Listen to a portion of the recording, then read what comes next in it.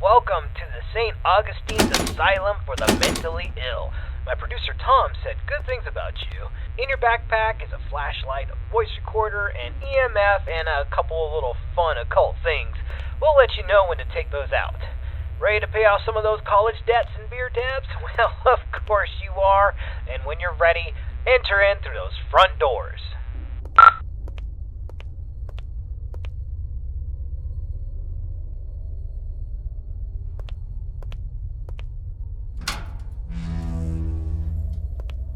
Nice, the door was unlocked.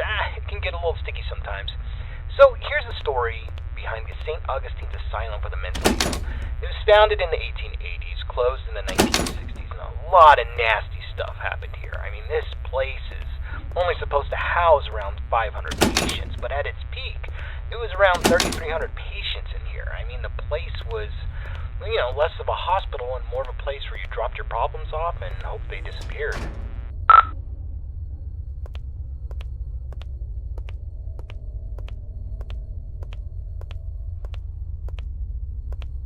In the end, this place was sort of against what the Bible's supposed to teach. I mean, there was no love here, no grace, no healing. The patients were not here to be rehabilitated.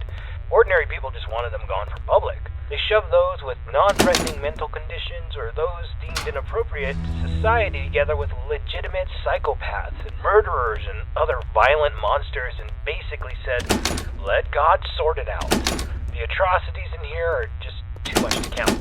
The death toll was unreal. The violence, the disease, the abuse, nobody cared. And once you came to this place, you never left. This is where the 100 hallways patients would convene, and we heard that the patients pre-1920 actually received decent care. Then the war hit, the depression hit, and then the budgets all fell apart. The room you stand in once healed 20 patients in need of attention, and by the end, 150 patients would pass through this room, naked, starving, attacking each other at random, flaying themselves with metal wires from their beds. Be careful where you step.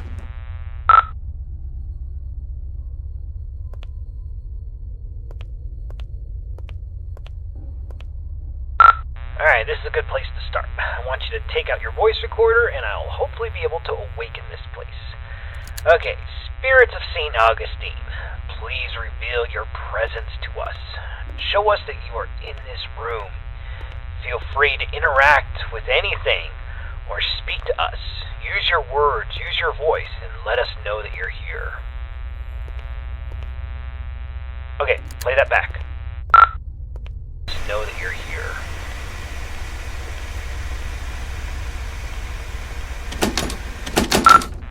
Nothing. Alright, let's try that again.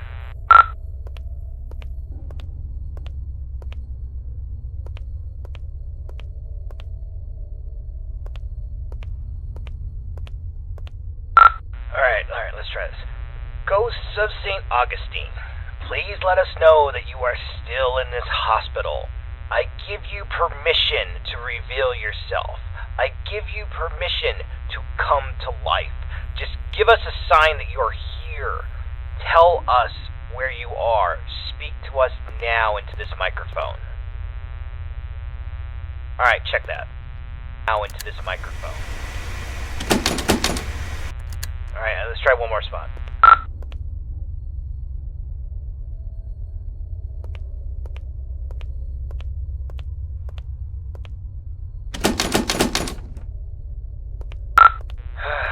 Ghosts of St. Augustine, you're all a bunch of ghoulish pricks. Show up or piss off!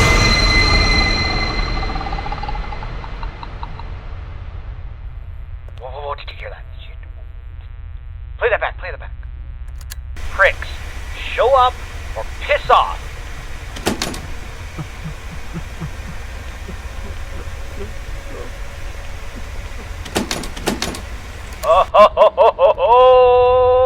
Alright, looks like we got an investigation. Alright, I want you to go down the morgue hallway, and we're going to continue our investigation in the other gathering area.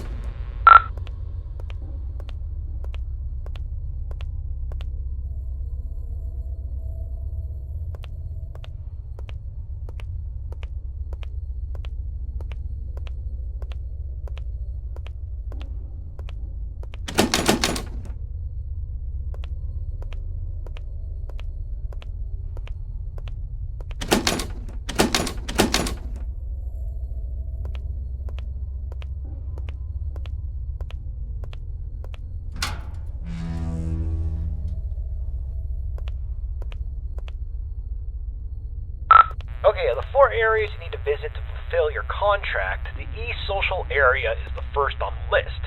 This is the area where the inmates who are deemed a danger to society would convene. You'll go to this room and perform a summoning ceremony. So walk into the center and we will begin.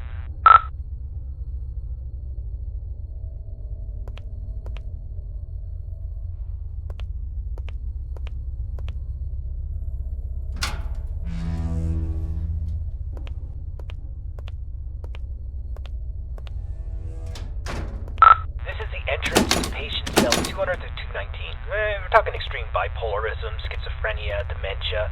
Not necessarily dangerous, but it could be a challenge for society. Dang, the door's locked. That sucks.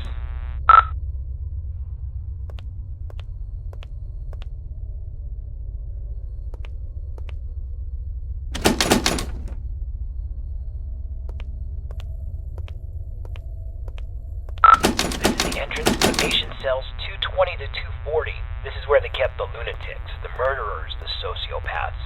The worst of the worst, including Clive the Peeper Johnson. You'd think he would be a pervert with a nickname the Peeper, but the truth is far worse. He was extremely manipulative and very intelligent. He was a murderer and a maimer. Most of his victims could never identify him because he managed to convince them to gouge their own eyes out with metal wires and even their own fingernails. He came here due to legal loopholes, and when the facility went off the rails and the doctors stopped caring, he jumped into action. The patients who didn't listen were tortured, and the ones who did wandered around the facility, blind, screaming, and in constant fear. This door's locked too. Let's just start the ceremony.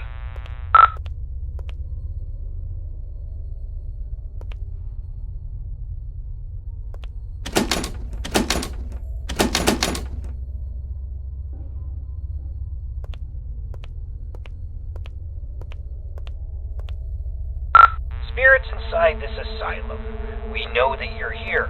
We release you from your restraints. Come forward and live again.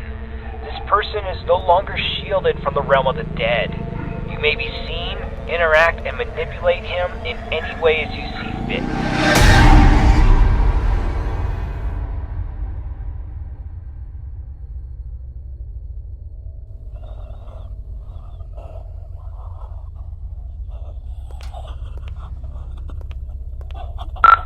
Don't just stand there. Go check it out.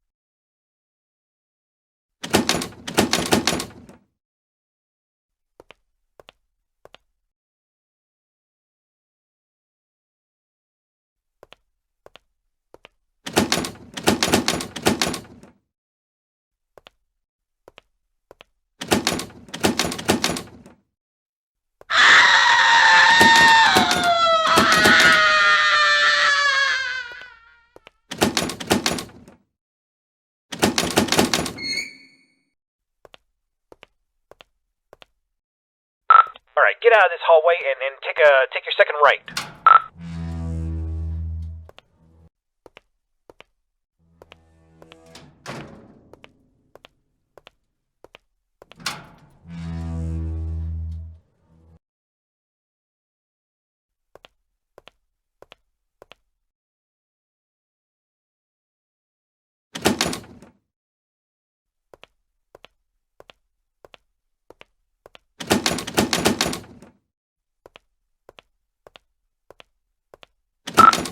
Damn it. Oh, okay, there's a staircase. Take the staircase up to the second floor, and you should be next to a fire escape. You should be able to get out that way. So go up the staircase.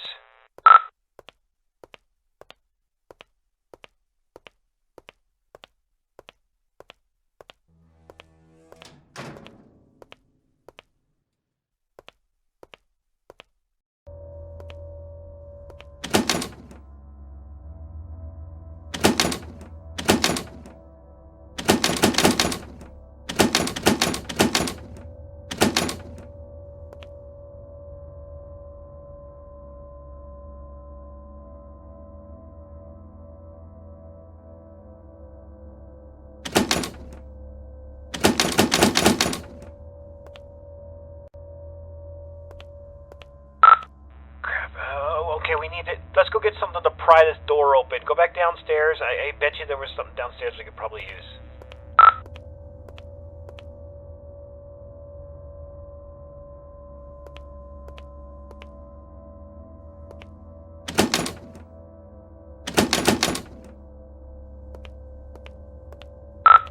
Hold on. That staircase wasn't there before. This place doesn't even have a basement. What is going on? Alright, I don't think you got any other choice. I think you gotta make your way downstairs.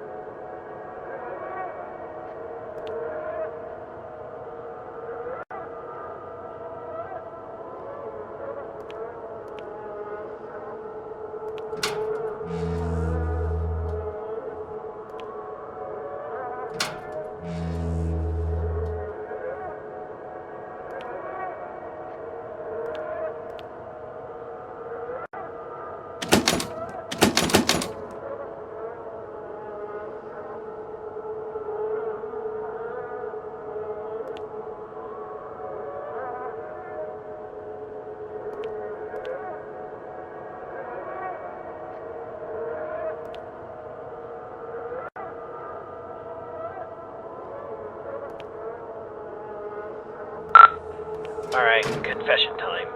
It's about the eyes. I kinda had this from you.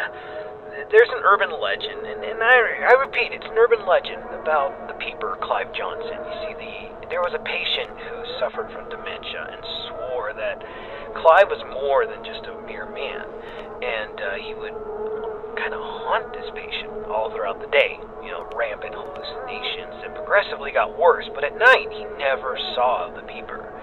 Then he discovered that if he closed his eyes, he could escape Clive, but whenever he opened them, Clive would be there, waiting for him and getting closer and closer. Eventually, the patient used a fork and he blinded himself. And while he was soaked in his blood from his sockets, he screamed to the entire hospital that he was free, he was safe. And a week later, 2 more patients charged Clive with stalking them, even though he was confined to solitary. I mean, it's crazy. They took their eyesights too. This pattern didn't stop. I thought it was BS, but based on what we've seen tonight, I'll pretty much believe anything. So, try to get the hell out of there, and if it gets too intense, try to shut your eyes.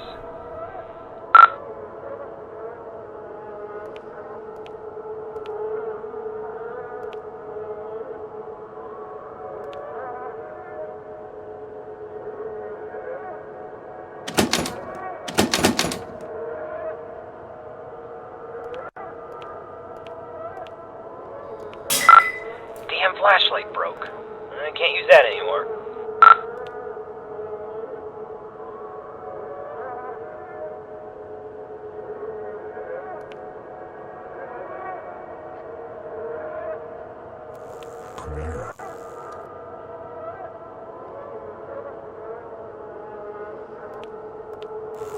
A little closer.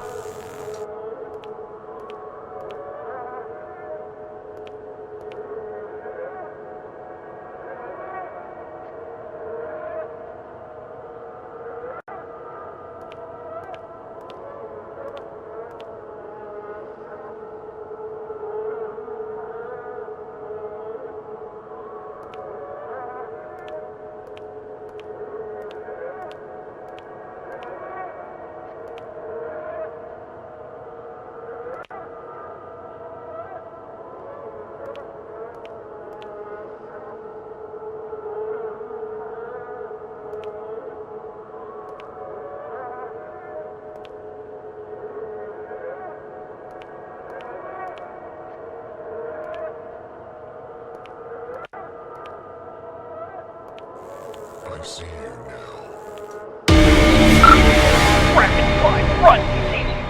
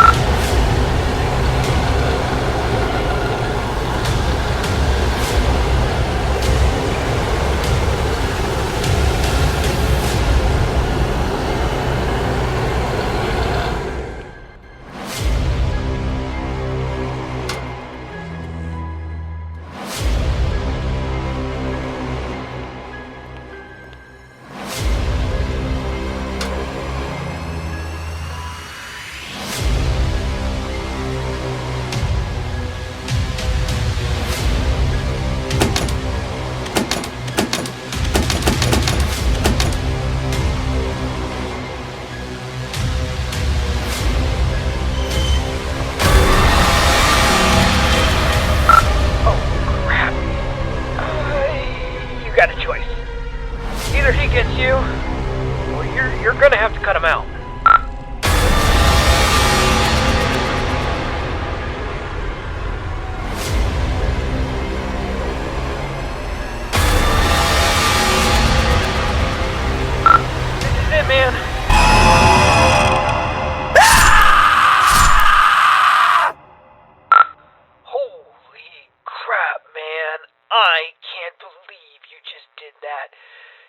freaking gouged your eyes out with a scalpel.